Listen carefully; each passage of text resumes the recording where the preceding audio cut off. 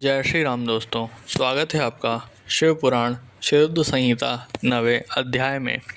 देवी उमा एवं भगवान शिव का प्राकट्य एवं उपदेश देना।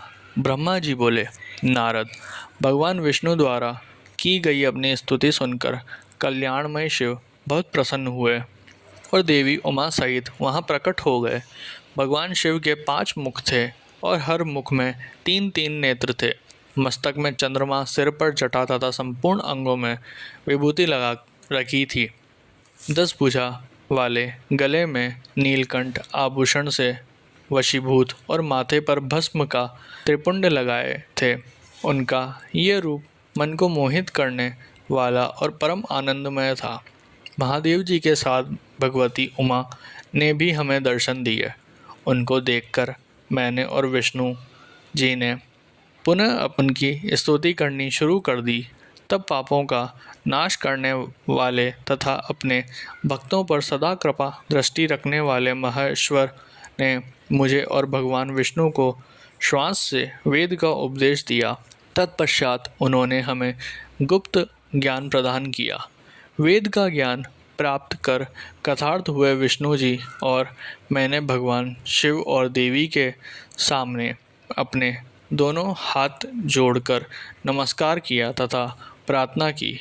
विष्णु जी ने पूछा, हे देव, आप किस प्रकार प्रसन्न होते हैं तथा किस प्रकार आपकी पूजा और ध्यान करना चाहिए?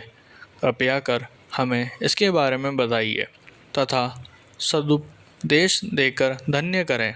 ब्रह्मा जी कहते हैं, नारद, इस प्रकार श्री हरि की यह बात सुनकर अत्यंत प्रसन्न हुए।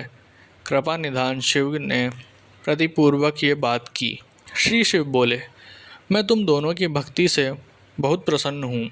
मेरे इसी रूप का पूजन व चिंतन करना चाहिए। तुम दोनों महाबली हो। मेरे दाएं बाएं अंगों से तुम प्रकट हुए हो। लोकपिता ब्रह्मा मेरे दाहिने पार्श्व से और पालनहार विष्णु मेरे बाएं पार्श्व से प्रकट हुए हैं। मैं तुम पर भली भांति प्रसन्न हूँ और तुम्हें मनोवांछित फल देता हूँ। तुम दोनों की भक्ति सदृढ़ हो। मेरी आज्ञा का पालन करते हुए ब्रह्मा जी आप जगत की रचना करें तथा भक्त विष्णु जी आप इस जगत का पालन करें। भगवान विष्णु बोले, प्रभु, यदि आपके हृदय में हमारी भक्ति से प्रीति उत्पन्न हुई है और आप हम पर प्रसन्न होकर हमें वर देना चाहते हैं, तो हम यही वर मांगते हैं कि हमारे हृदय में सदैव आपकी अनन्य एवं अविचल भक्ति बनी रहे। ब्रह्मा जी बोले, नारद, विष्णु जी की यह बात सुनकर भगवान शंकर प्रसन्न हुए।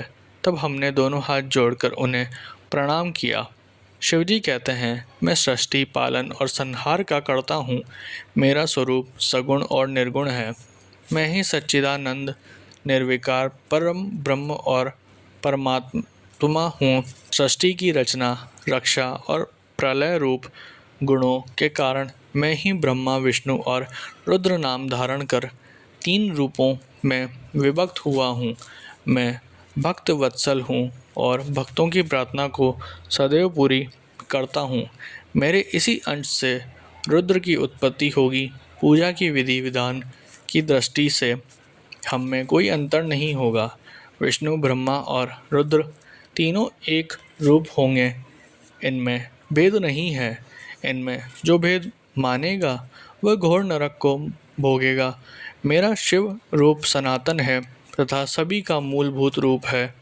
ये सत्य ज्ञान एवं अनंत ब्रह्म है। ऐसा जानकर मेरे यथार्थ स्वरूप का दर्शन करना चाहिए। मैं स्वयं ब्रह्मा जी की भ्रकुटी से प्रकट होऊंगा।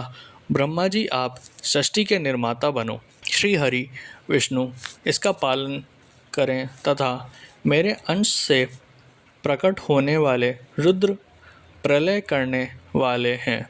उमा नाम से विख्यात परमेश्वरी प्रकृति देवी है। इन्हीं की शक्ति भूता वाग देवी सरस्वती ब्रह्मा जी की अर्धांगिनी होगी और दूसरी देवी जो प्रकृति देवी से उत्पन्न होगी लक्ष्मी रूप में विष्णु जी की शोभा बढ़ाएगी तथा काली नाम से जो तीसरी शक्ति उत्पन्न होगी वह मेरे अंशभूत रुद्र रूप को प्राप्त होगी। कार्य सिद्धि के लिए वे ज्योति रूप में प्रकट होगी। उनका कार्य सृष्टि पालन और संहार का संपादन है। मैं ही सृष्टि पालन और संहार करने वाले रज आदि 3 गुणों द्वारा ब्रह्मा विष्णु और रुद्र नाम से प्रसिद्ध हूँ। 3 रूपों में प्रकट होता हूँ। तीनों लोकों का पालन करने वाले श्री हरि अपने भीतर तमो गुण और बाहर सत्व गुण धारण करते हैं। त्रिलोक का संहार करने वाले रुद्र देव भीतर सत्व गुण और बाहर तमो गुण धारण करते हैं तथा त्रिभुवन की सृष्टि करने वाले ब्रह्मा जी बाहर और भीतर से रजोगुणी हैं। इस प्रकार ब्रह्मा विष्णु तथा रुद्र तीनों देवताओं में गुण है जो शिव गुणातीत माने जाते हैं। हे विष्णु, तुम मेरी आज्ञा से सृष्टि का प्रसन्नतापूर्वक पालन करो। ऐसा करने से तुम तीनों लोकों में पूजनीय होगे।